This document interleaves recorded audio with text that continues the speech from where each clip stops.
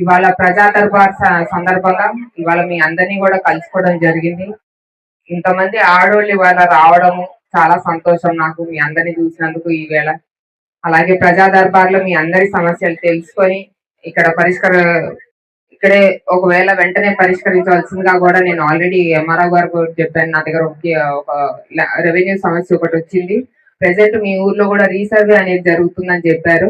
ఈ సమస్య ఒకవేళ మీ సమస్య ఈ రీసర్వేలో కనుక తీరిపోతే చాలా సంతోషం. ఒకవేళ తీరకపోతే కూడా నాకు ఫాలో అప్ చేయమని కూడా నేను చెప్పాను వారికి. అలాగే రెండోది పెన్షన్లు వచ్చేసరికి కొత్త పెన్షన్లు ఏవైతే ఉన్నాయో అది రాగానే మీ అందరికీ కూడా నేను తప్పకుండా పెట్టేస్తాను. నా నా ఒక ఉద్దేశం ఏంటంటే పేద ప్రజలందరూ కూడా బాగుండాలి. పార్టీకి అతీతంగా ఇవాళ మీ పెన్షన్లు పెట్టించే బాధ్యత నాది. కొత్త పెన్షన్ రిలీజ్ కాగానే ప్రతి ఒక్క పెన్షన్స్ మీ అందరికి తీసుకోవడం జరిగింది. వారందరికీ కూడా తప్పకుండా మీరు అర్హులైతే తప్పకుండా పెట్టిస్తాము. అలాగే ఇళ్ల స్థలాలు రేపు వచ్చే ఉగాదికి మీకు ఒక గుడ్ న్యూస్ వస్తుంది ఇళ్ల స్థలాల పైన. అప్పుడు కూడా మీ అందరికీ కూడా ఈ కూటమి ప్రభుత్వం ఉన్నదే పేదల కోసం. వారికి పార్టీకి అతీతంగా నేను ఇవాళ ఇక్కడ పనిచేస్తున్నాను. ఏ పార్టీ అయినా సరే పేదవాడు అనేవాడు నేను పార్టీ చూడను. పేదవాడిని చూడగానే పేదవాడు అర్హుడైతే తప్పకుండా వాళ్ళకి ఇళ్ల స్థలం అనేది పెన్షన్ అనేది తప్పకుండా కూటమి ప్రభుత్వం ఏర్పాటు చేస్తుంది. అలాగే మీ ఊరికి ఇంత ముందు వచ్చినప్పుడు నాకు రామరాజ్ ఆయకట్టు గురించి చెప్పారు. దానికి నేను ఆల్రెడీ 19 లక్షలు గ్రాంట్ చేసి ఉన్నాను, శాంక్షన్ చేసి ఉన్నాను. ఆ పనులు కూడా త్వరలో చేపడతాము. రైతుకు ఎటువంటి ఇబ్బంది కలగకుండా రైతుకు న్యాయం చేసే బాధ్యత నాది.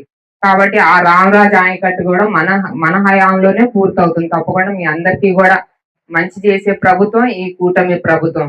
ఇలాగా మనం కూటమి ప్రభుత్వం ఏర్పడ్డ దగ్గర నుంచి కూడా ఎన్నో మంచి కార్యక్రమాలు చేసుకుంటూ వచ్చాం.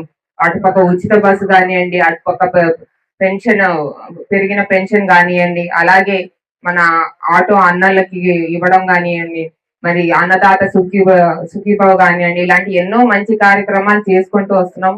త్వరలో కూడా మిగతా సూపర్ 6 హామీలు ఏవైతే ఉన్నాయో అవి కూడా పూర్తయ్యే విధంగా చర్యలు చేపడుతున్నాము కూటమి ప్రభుత్వం తరఫున.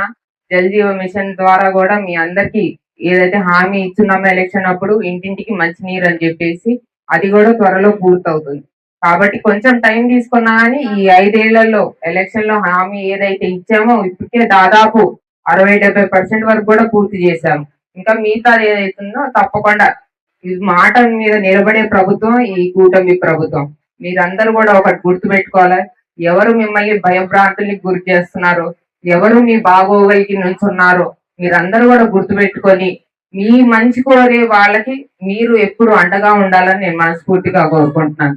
మీ అందరు బాగుంటే నేను బాగుంటాను. మీ అందరి గురించి ఇవాళ నేను రాజకీయాల్లోకి వచ్చాను. మీ అందరూ బాగుండాలి. మా కుటుంబానికి మీరందరూ ఎప్పుడు కూడా నిలబడి ఉన్నారు కాబట్టి ఆ రుణం తీర్చుకోవాలని చెప్పేసి ఇవాళ మీ ముందుకు నేను వచ్చాను.